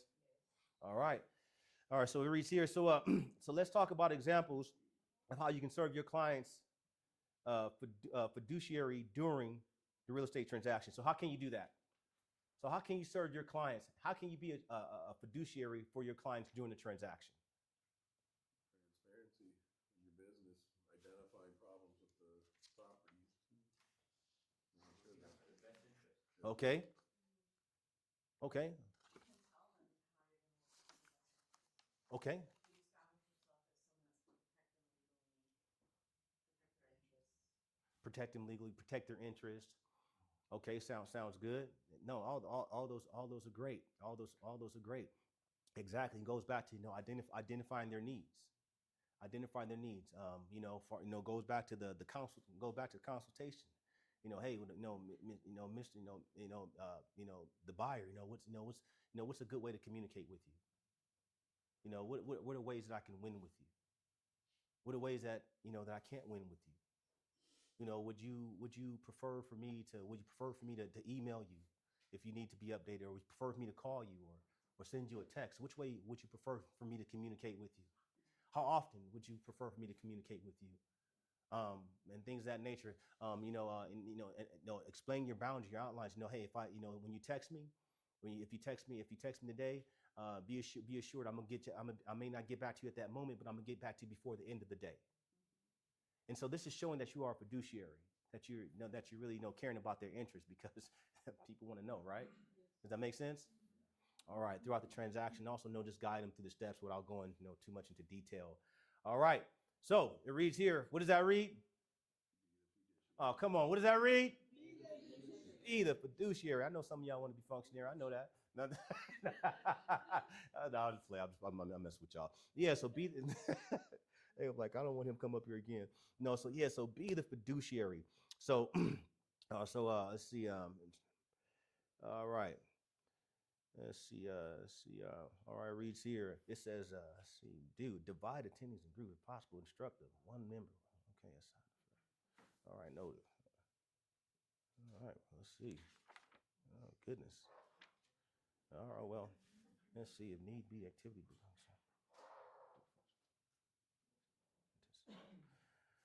All right. So it reads, divide attendees into 5. Well, we don't have time. You know what? We're not gonna have time to go into groups right now at this moment. But with that being said, I just want to go over some things I just want to go over the things that we went over. Number 1, lead generate, capture, and convert appointments. And so basically what this is, we're anticipating the needs of someone. Also 2, present to buyers and sellers and get agreements signed. Number 3, show buyers and market sellers. So when we're showing buyers, we're addressing their needs. We're marketing sellers that we're showing them marketing plans on how we can do to get their home sold, in the least amount of time, with the least amount of stress and hassle, netting them the most amount of money. Write and negotiate contracts. Also coordinate the sale of closing. So next one here. All right.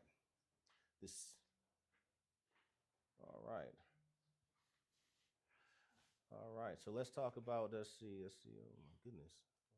Did I go? Oh.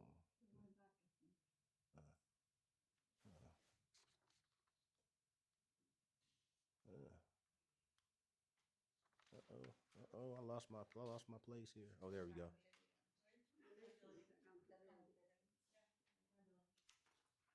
Accountability. Oh my goodness.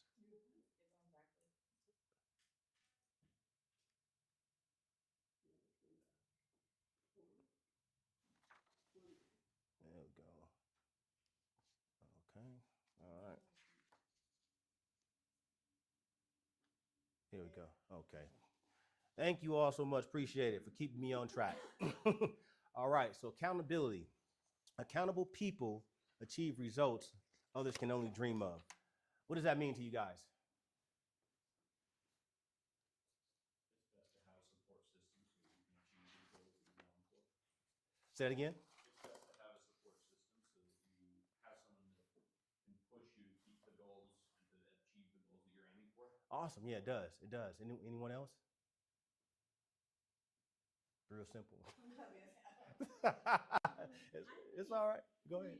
When we have somebody to give account to, Uh-huh. and tell them, hey, I didn't do that, we kind of are embarrassed So we kind of achieve our goal by being responsible to somebody else. Right. I love it. Making sure you're committed. Making sure you're committed. Make sure you're committed. Okay. Sometimes we won't have that, so sometimes you gotta be accountable for your own self. We're all adults. At the end of the day, you wake up, you have to be accountable for your own actions. So if you want results, you have to be accountable for your own actions. And I definitely get it, because it said it starts with us, but yes, definitely. I mean, but definitely also having an accountability partner, somebody that's like-minded, and definitely trying to help you bring you up, you bring each other up as well, because you grow together. It's definitely is good, right? Okay, so it reads here in the first session of Ignite, we introduce the 6 personal perspectives. Let's elaborate on the 6 personal perspective. Be accountable. So. Let's see. What are your ahas from today's quote? Accountable people achieve results others can only dream of. Any ahas from that? I mean, the gym itself. I mean, Wow. Okay, I like that. You go yourself, you get to a certain point, and you plateau. You're like, okay, but then when you go with the group, and they hold you accountable, it's like, hey, your goal is this. Yeah. What's going on? Yeah. Oh, I had the hamburger, bro. Yeah. Right. There you go. That's good, man. And it takes you to that next level, as it says, to only dream of. That's good. That weight you want to be. Yeah. To be whatever your goal is. I lost 100 pounds. All right. Congratulations. That's good. Because I showed up. But when I didn't feel like showing up, I knew I had a trainer. I knew that my team was waiting on me, and I was the youngest kid on the block. I'm just teasing. I'm actually the oldest. But at the end of the day, when I was finished, I outdone all those young ones. I got the plaque. Yeah.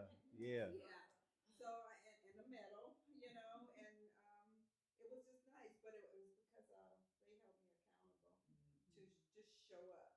Yeah. I didn't feel like it. I had all kind of excuses. Oh, my knees hurt today. Right. Oh, my back hurt. All this, Right. that. Right. Like, no, you just show up, and then you just show up. That's it's gonna it. Be okay. That's good. That's excellent. Both of you. I really appreciate. Definitely appreciate that. And it's good to have someone to give us that push, right? And hopefully to have that person that's like-minded too as well, because when we feel weak, then maybe at that point they're gonna be strong, and when they feel weak, then we can be strong for them, to say, hey, come on, keep going, keep pressing, don't get distracted. Things of that nature. So yeah, like you said, you had that burger, like, oh man, you didn't hit your contact numbers today. What happened? What we're gonna do next time that's better, so we can do that the next time around or the next day, right? So it's good to have that. So it's good to have that accountability person. So accountability is crucial. It's a crucial part of achieving your goals. When you report to someone else when you report to someone else your progress to your goals, you gain more focus and motivation. And so if we could have someone, in things of that nature. So me myself right now at this point, I don't have I don't have a accountability, partner, things like so, but they do have MAPS coaching and things of that nature, which I will soon be getting involved in, because I know I need that. I definitely do know I definitely need that. But yeah, and I think it's a great concept. Think of accountability as a process. It is difficult to maintain drive over the long term, but when you must defend your activities to an objective observer, it becomes easier to stay focused. So if you have somebody that's being objective, and it's easier to stay focused, because they're gonna let you know, right? You should have that one that can let you know, and keep you accountable to achieving your goals, and that's what it's all about, so you can grow. All right. Let's see here. Oh goodness. All right. It says choose an accountability partner. Choose an accountability partner. So here it reads, provide a safe place to share. That's always good. Follow through with action items. Listen and pay attention while other person shares. Set a frequency of checking in with each other. Dig deep to find out why you do the things you do. So dig deep. Peel back the onion, right? respect each other and the process. Create a commitment to stick to it. Again, that C word, that commitment. Be open to receiving feedback. Give specific feedback, and have each other's best interest in mind. And I think all this is awesome. Definitely want to have a place, a safe place, where you can share. Right, no judgment. All right, definitely want to have that safe place. Follow through with action items. If you're planning to, say, hey, what's this one thing that we can do, this week, to get us a step closer to what it is that we're going to do. Let's do it. Stick with it. Listen and pay attention while the other person shares. Have an open ear. Have an open ear. Be swift to hear, right, and slow to speak. Set a frequency of checking in with each other. I don't know how many times you're gonna check in, weekly or daily. Just keep each other accountable. Dig deep to find out why you're doing the things you do, and be open. Why are you doing this? Who are you doing it for? What's the purpose? What's your why? What's your main goal? Because this is gonna bring us back, to when things start to, get off track, or we feel like we don't want to, go forward, right? Respect each other and the process. Some individuals may grow quicker than others, but that doesn't mean that you're lagging, because you're not there yet, but you will get there, right? All right. Create a commitment to stick to it. Yeah, be committed. Be committed to the process. Be committed to the process. I just believe that the miracles happen within the process. And also be open to receiving feedback. Yeah, oh my goodness, yeah, that's a big one right there. Be open to receiving feedback. Let pride go. Let ego go. Receive what's good. Things of that nature that's gonna help you grow, right? Oh, I see some lips like, ooh, yeah, it's me, girl. Yeah, I see. Yeah, receive those, and it could be me too. And so I definitely have to check. I have to check myself as well. I had someone stop me. Actually, another agent, successful agent, yesterday in the hallway.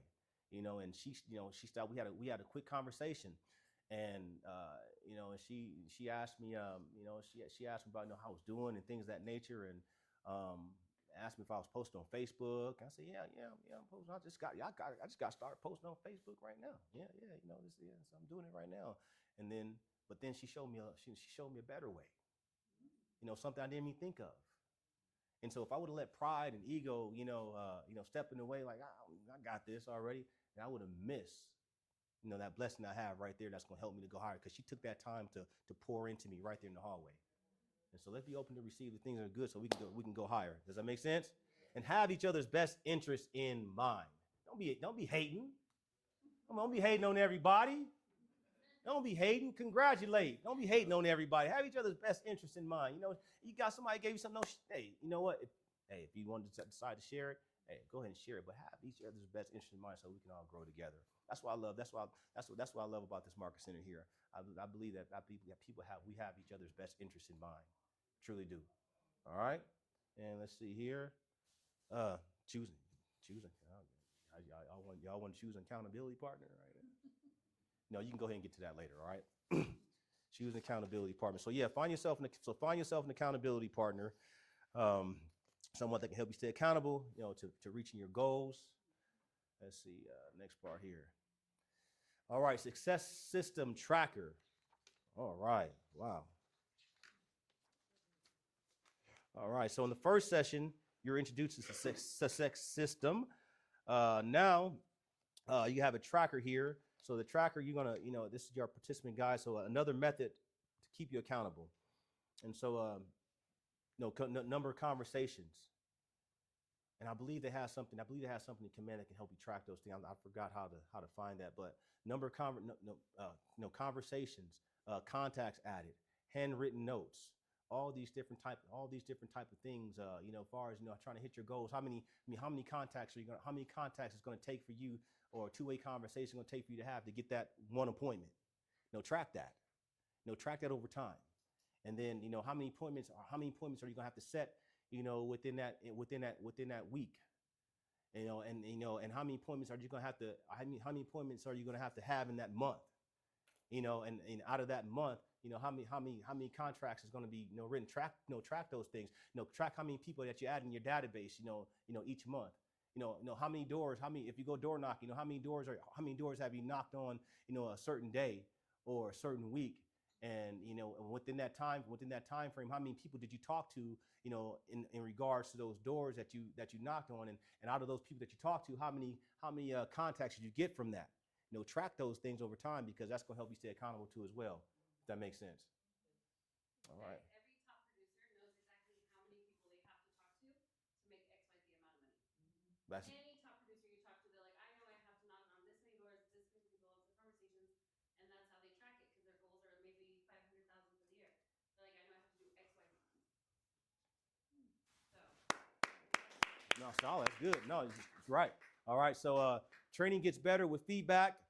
Give us yours, okay? And there's a QR code there if you want to go ahead and scan that and give us some feedback. Yeah, for some feedback. I appreciate you. I know, like I said, this is an honor for me too as well, because this is your business, and I get an opportunity to help share some of the things that I've experienced, and I don't take it lightly. All right. And I believe, are we done? Is it? Okay. KW Cares, get involved. All right. Get involved in KW Cares. It's the mission. All right. Here's what it's about. Grant. So get involved with KW Cares. And let's see. Next gen, our mission. Anybody want to go ahead and read that for us? Go ahead. Somebody read our mission for us here. Our mission is to empower and equip the next generation of leaders and entrepreneurs with the tools needed to remove limiting beliefs, take action, and live a big life. All right. Somebody read who we serve. We serve young professionals and entrepreneurs under 30 looking to grow personally, professionally, and financially. All right. And last one, what we provide. Self-development, advanced free coaching, and scholarship. All right. Solid. Next gen. All right. All right. If you can't measure it, you can't improve it. Oh, man, what does that mean? If you can't measure it, you can't improve it. If you don't know how you're done, how can you know that you should do better? Right, exactly. So I learned that these things, hey, they have to be measurable. It can't be just vague. So I'm going to go ahead and knock on some doors. Okay, well, how many doors are you going to knock on? There you go. Now I can measure that, right? I'm going to go ahead and knock on 30 doors. Or are you going to knock on number of doors? Or are you going to do it for an hour? Or things of that nature, right? So if you can't measure it, then you can't improve it. All right. Here we got the Ford method. Anybody heard of this before? Got a few minutes. Family, occupation, recreation, and dreams. Now, this is type of conversation that we will have with those who already know, like, and trust us, right? So I can't have a Ford conversation with the expired, right? Expired call. Hey, how your family doing? You know what's going to happen after that. So this type of conversation that we can have with individuals in our sphere of influence who know, like, and trust us. Hey, hey, Sarah, how's everything going? Good. Oh, great. Well, how's the family doing? Oh, they're doing great. Oh, yeah, I seen on Facebook that you guys went on that you guys won that trip, to Cancun. Was it fun? Yeah. Okay. Well, good. Okay, how's everything going at the job? Oh, everything's going great. Did you get that promotion that you were looking for? Oh, yeah, I did. Okay, awesome. Well, hey, you got what are your plans? You got any plans coming up, for the weekend and things of that nature? No, we don't have anything that we're doing right now. We're gonna just be at the house. And okay. What are your future plans? Coming up? We haven't really made any things. Okay, great. Well, you know what? Hey, I thank you for taking my call always. And while you at it, hey, have you come across anybody who may be looking to buy, sell, or invest in real estate in the next month or so that I can help? Actually, no, I don't know this time. Well, okay, well, when somebody does, I appreciate you thinking about that. I appreciate the referral and, thinking of me. And, thanks again for taking my call. I'll talk to you soon. No, this is just something that's casual like that. That's the type of conversation that we can have with our sphere of influence, right? To stay top of mind, right? All right. And it starts, that's it. Start with your sphere, excuse me. And also these individuals should be in your database, right? So keep these individuals in your database. And, I believe you're going to go through this in the, through Ignite in the next session here or a couple sessions. So so you make sure you want to tag your database and things like that so that you know who is part of your sphere and who is not. And so because really when you tag them, you're making sure that you're having the right conversations with the individuals that you're talking with, okay? All right. Any ahas? Nope. All right. Come on. Thank you all. Thank you all. Thank you all. Thank you all. And I believe, all right.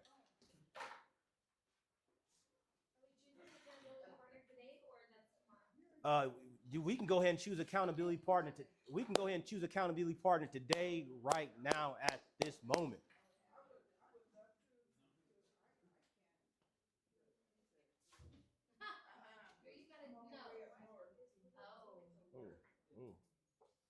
Ooh, are we supposed to? Is there any restrictions on incentivizing referrals? So like say I want to incentivize people to send me referrals. Is there restrictions on what I can and can't? Oh, hold on. I believe so. Guys, real quick, I just wanted to interrupt you guys real quick because I'm gonna get busy and then I'll forget. We have a vision board class this Thursday for our office meeting. I ordered a bunch of stuff to make really cute vision boards and stuff. You just have to register so that I know. Lunch will be provided. So we're gonna bring in the new year with our visions. And I have a bunch of books and cutouts and things and stickers and they cut me off. So but do register. I'm gonna leave it right here. They're all over the office too. I just put them up and I'll be sending an email. Just make sure you just register by like tomorrow or Thursday morning so I can have everything ready for you. It's right here. The link's right there. You can just scan it with your phone and then just sign up. But I'll have everything here and then you'll all have boards. I have all the materials, everything, and then you can of course use the printers. All right, cool. cool. You want. And come up with an idea. Awesome. Yeah, thank you. Thank you. Awesome. Thank you. Hey, I just want to thank you all. Thank you all for, spending this time with me. Thank you for, I appreciate it. It's an honor. Thank you all on Zoom. You all have a good one. Until next time. All right. Thank you, Demery. All right, you got it. Thank you.